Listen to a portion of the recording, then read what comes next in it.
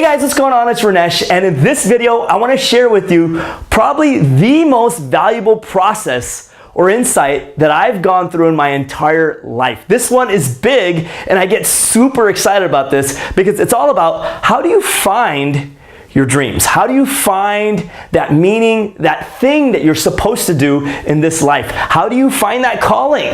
You know, we all have this struggle. We've all gone through this, and we all hit that point where we're like, well, I just don't know what I'm supposed to be doing. Or have you ever had a friend ask you, what would you do if you could do anything? Or what kind of work would you do if you could do anything? And you just don't really kind of know. And you're just kind of like, well, I don't know. That's one of my problems is I just don't know what I would do if I could do anything. So I'm going to share this 4-step process with you that I hope that it's really served me. And I really hope that you can get something out of this as well.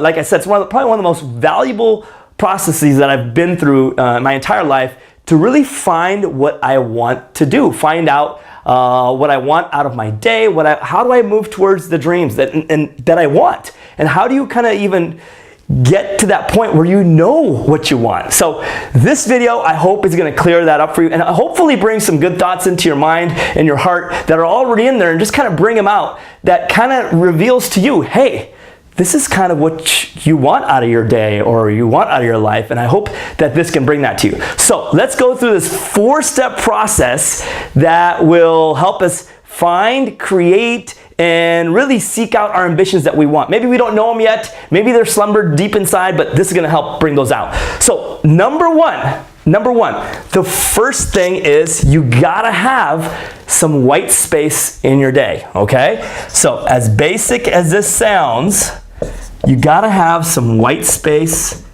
in your day. This is huge, especially today with all the digital media going on, with this drip feed of content and information. A lot of us are just suffering from information overload, where we're constantly getting this drip of material that's bombarding our consciousness, but bombarding our mind stream, and it's pretty much crunching away any sort of creativity that we could have.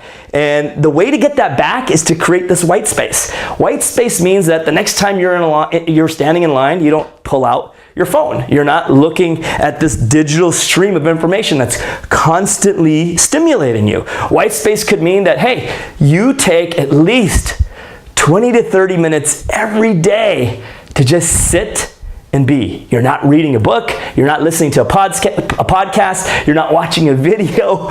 You're sitting there and you're just being. I mean, it could be meditation, but in a general sense, it's just being, the state of being, and just letting it all come in. You know, some of the greatest most creative thoughts and ideas have come to me when I've really just been doing nothing. I mean, it could be simply as taking a shower, or maybe just being with yourself at the gym, whatever it is. Great things will bombard your mind stream, and your creativity will infuse that creativity into your mind when you can actually tap into this area where there's not all these reactive elements. Remember this, the more you check in to the digital stream, the more you've checked out of your life. So that's going to be important. That's where you have to start as number one. Number two, this is a big one. And this is now where we're going to get into how do you actually find what you want to do in your life? How do you kind of move towards what you don't know if you have a dream? How do you move towards that? So this is a big one. You have to look at this concept of push versus pull, okay? A really important concept. Push versus pull. The thing that you want to do in your life is always going to be pulling you, okay? Things that you kind of have to do, that you're forced to do, that sometimes you're hustling to do, a lot of those come from a push element. But if you silence your mind, if you take some time to really just let the waves of stimulation calm down, you'll see and ask yourself, what am I really being pulled towards in life? What kind of mission or dream or thoughts or ideas are pulling me? Not so much pushing you. Now, here's a clarification here. You may have a ton of things and responsibilities and duties and deadlines and things you got to get done. Those are fine. I know you have to do some of those. We all do. But you have to discern and decide which one of these are a push element where I'm really pushing against it and I'm really trying too hard, or I'm really being pulled towards it. I'll give you an example. If you ever tried to go to sleep and you're trying to fall asleep and you're trying so hard, you're pushing to fall asleep and it's just so much harder. Whereas those days you just let yourself go, you let yourself be, and you just get pulled towards that restful sleep, right? So there is a fine line between being pushed to something, pushed towards our dreams, towards our ambitions, versus being pulled to them. And you have to find that place where what's pulling me? Where is my greatest, voluntary effort going towards? That's important. Ask yourself that question. Where's my greatest voluntary effort going? What am I naturally interested in? What am I naturally inclined to do? What are some of the characteristics that I have that I'm just good at, that things come easy towards me? What are some of my high points that it's natural for me to amplify those things? I don't really have to work on those things. And I guarantee you, if you ask yourself some of those questions, you'll find your areas that you're actually pulled towards. Because this is a really important point. When you're thinking about finding your mission, your dream, your thing that you want to do in life, you have to look at this element of, hey, what's really pulling me? Because when you find that, then yes, you can hustle, you can work hard, you can do all that. That's great, and it's going to require that. But imagine doing that while you have this pull, right? It's kind of like gravity. Gravity is always there, right? So if it's always there, you're not really thinking about it. It's this unseen force that's there. Same thing with this mechanism of this, or this kind of pull towards what you really want to do. It's there. It's in your heart. You just have to tap into it by quietening those thoughts, getting into a place where you have that creativity come to you, and then asking yourself those questions about the push versus the pull. Now, the third thing would be, you have to be open to this idea and this concept, and a lot of people get frozen in this, that your dreams, your ambitions, and all those things that you want to do are constantly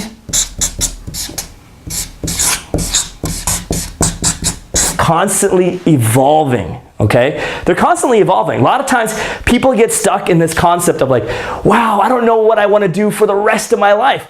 Well, you don't really need to know what you want to do for the rest of your life. I don't think any of us really certainly, like with certainty, knows, hey, I want to do this for the rest of my life. Yeah, you may have things that you can do for the rest of your life because you love them so much, but you have to be open to the fact that your mission, your dreams, even the things you love today are constantly evolving.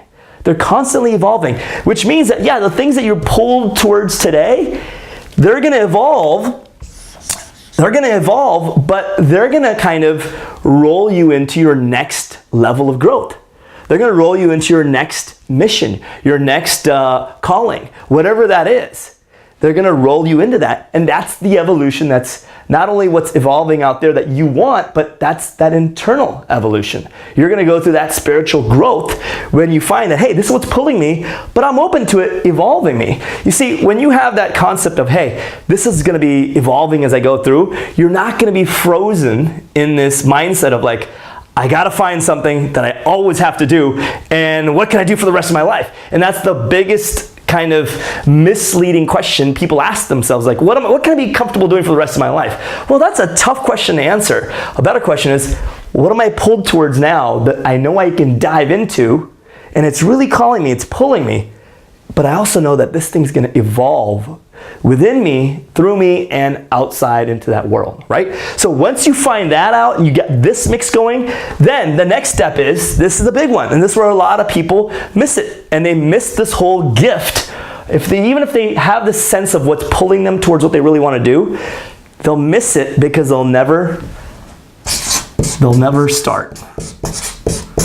Okay, starting is a really big deal, because starting is the number one way you can take the future and bring it into the present in micro right? So if you want to do something really big out there and you're being pulled towards that, you're evolving as you're going through that, and you really want to do something, if you don't start it, if you don't really initiate that, now you don't have to start it in a massive way, just as if you don't get it started, you're never going to really bring that future into the present.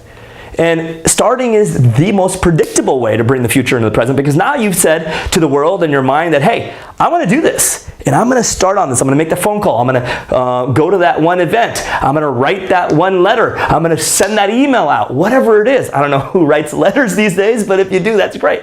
But that's really important. You have to start, because that really tells the world, and it initiates this whole entire process. Because as you start, now watch, as you start, what happens is, as you start, you get more, you activate the pull. You activate this pull. You're going to be pulled towards your mission, your calling, your dreams again. So when we talk to people or friends or colleagues or family members and they don't know what they want, that's normal. We're all there. But as soon as you kind of get to that place where you've taken that inventory, you kind of get an idea of like, hey, this is kind of what I'm feeling inside. I'm feeling this kind of pull. This is where I'm naturally inclined to go towards. I need to honor that feeling. As soon as you start getting that, you owe it to yourself, to your life, to your mission, to your loved ones to actually start on your dreams. Because if you don't do that, you're going to miss that greatness that's embedded inside of you, what you were born with. And inside of you, you were born with something that no one else in this world was born with. That's something unique that you can do, that you want to do, and it's built into you. And if you'll never get that out into the world unless you start. So I hope these 4 elements helped you get into some place where you can get some creative feedback from the world with that white space. Figure out what's pushing and pulling you. Figure out, as you figure that out, you're going to evolve and then get started. Make this part of your life plan. I promise you, this process is so valuable, because as soon as you initiate it, you'll see that it's really just going to feed itself and it's going to keep moving. So I hope it served you. Thank you for watching these videos. I really love that. Thank you for commenting, sharing, liking. Appreciate that. And as always, live inspired. I will see you in the next one.